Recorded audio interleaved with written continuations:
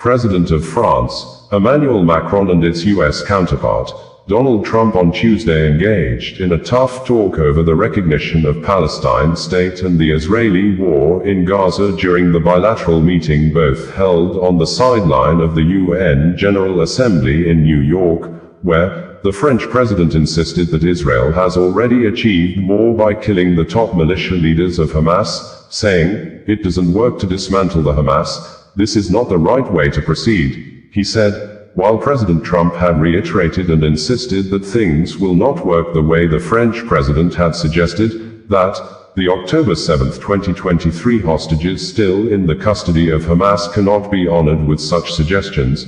The meeting was held when videos of the French president, Emmanuel Macron, and Turkish President, Recep Erdogan, went viral on the internet, where both presidents were stopped or blocked separately by New York police operatives as they tried to cross streets in the New York City over yet to be seen incoming motorcade of their counterpart President Donald Trump. The French president, Emmanuel Macron, called Donald Trump on the phone after his journey to the French embassy was blocked by police officers preparing for the motorcade of the US president, but that of the Turkish president, Recep Erdogan, could be seen quickly surrounded by his security team in a manner that makes the president look apparently in shock. The moment some group of New York police officers advanced towards them to stop the Turkish presidential team from crossing the road. According to New York Times, nothing frustrates a New Yorker in a hurry like finding that a street has been blocked off because some big shot is in town. Apparently, the same is true for the President of France, Emmanuel Macron. On Monday evening, Mr. Macron, in New York for the UN General Assembly, was stuck on a Manhattan street corner that had been closed off for President Trump's motorcade. The meeting of world leaders is, among other things, a traffic nightmare. At first, Mr. Macron did what many New Yorkers might do. He pleaded with a police officer to let him cross the street.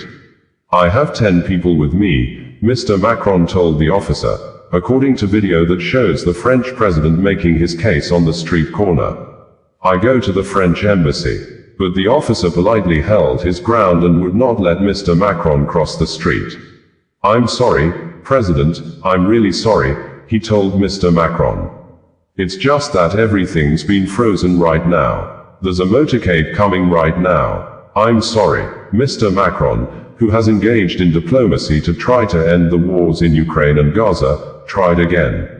"I negotiate with you," the French president said on the video.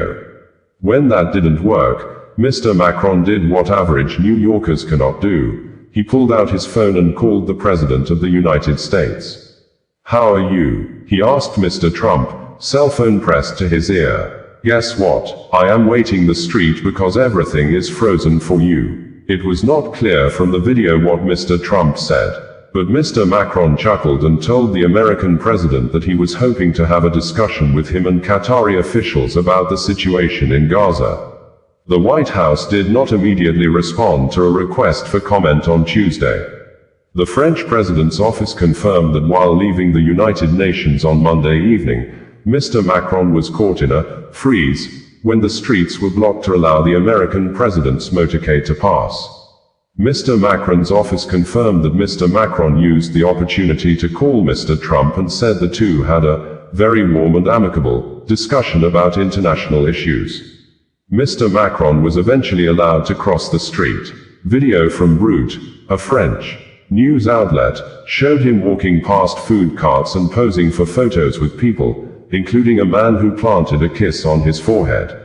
The New York Police Department said in a statement that thousands of officers were on call this week to ensure the safety of New Yorkers and foreign dignitaries during the UN General Assembly.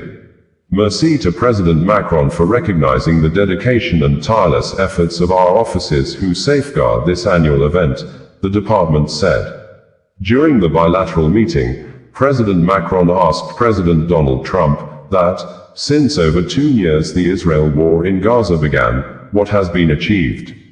The French president said it is not right to proceed with the aim of dismantling Hamas in the Palestinian city of Gaza, emphasizing that recognizing the Palestinian state does not mean the Hamas October 7, 2023 attack would be forgotten. According to Macron, Many French people were killed and injured during the attack in Israel. Adding, he visited shortly after the attack to meet with the affected families. President Donald Trump had said that October 7, 2023 is one of the world's most saddest days in history that cannot be forgotten. Saying, "It was a day, babies being sliced into half, young children's heads were watched being chopped off by the Hamas, and it cannot be forgotten." Adding, he has always said the last hostages will be the toughest ones apparently to rescue, that the suggestion of the French president will not honor the hostages. Which way were you supposed to go? We're trying to go to 67, so if we can cross. Yeah, great. Yeah. Thank you. Anyone needs to cross, just cross this way.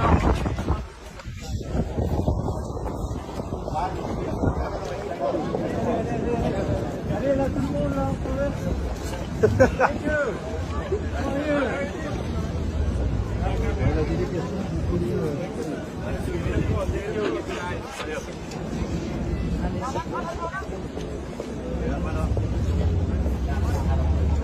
Follow up. We are. It should go.